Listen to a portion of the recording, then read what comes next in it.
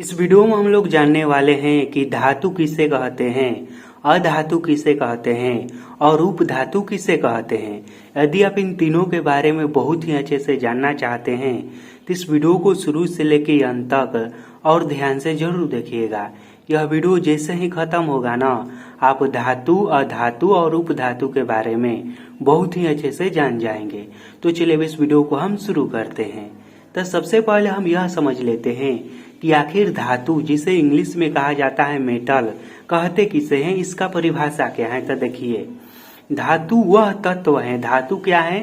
तो धातु एक प्रकार का तत्व है जो कठोर होता है, मजबूत होता है, आघात वर्धक होता है।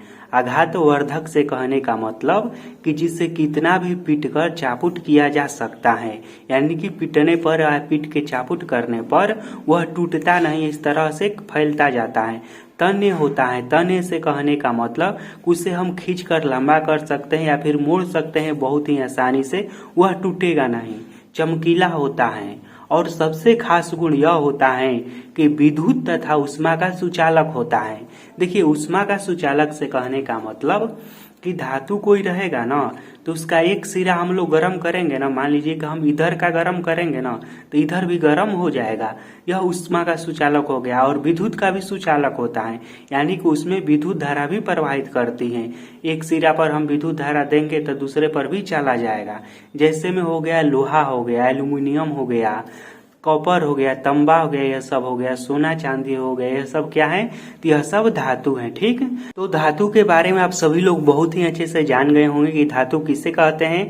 तो धातु उस तत्व को कहते हैं जो कठोर होता है, मजबूत होता है, आघात वर्धक होता है, तन्य होता है, चमकीला होता है और सबसे खास गुण यह होता है धातु में कि ऊष्मा और विद्युत का सुचालक होता है।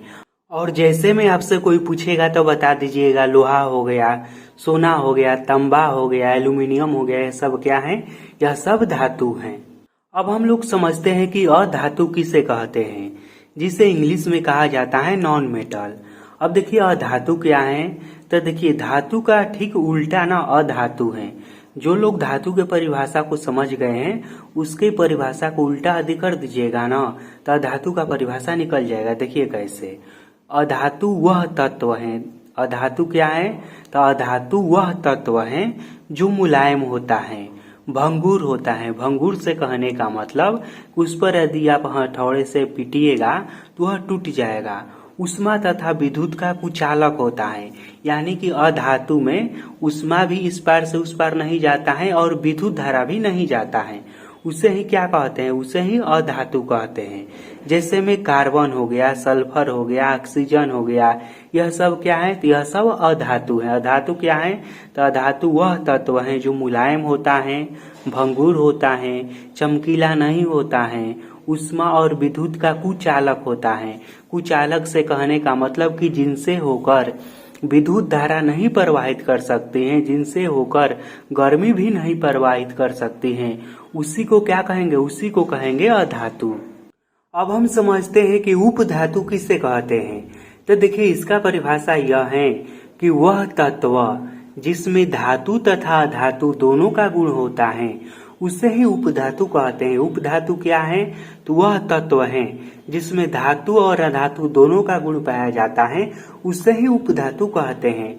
जैसे कि बोरान हो गया, सिलिकॉन हो गया, जर्मेनियम हो गया, एंटीमनी हो गया, यह सब ऐसा तत्व है ना जिसमें धातु वाला भी गुण रहेगा और अधातु वाला भी गुण रहेगा। तो इस तरह का जो तत्व रहता है जिसमें धातु और अधातु दोनों का गुण पाया जाता है, उसी को कहते हैं उपधातु। अब मैं इस वीडियो को यहीं पर खत्म करता हूं और मैं यह आशा करता हूं कि आप सभी लोगों को बहुत ही अच्छे से धातु, अधातु और उपधातु समझ में आ गया होगा। यदि समझ में आ गया है तो कमेंट में लिखकर जरूर बताइएगा। और हाँ, अगर यह वीडियो आपको अच्छा लगा होगा तो वीडियो को लाइक भी कर दीजिएगा।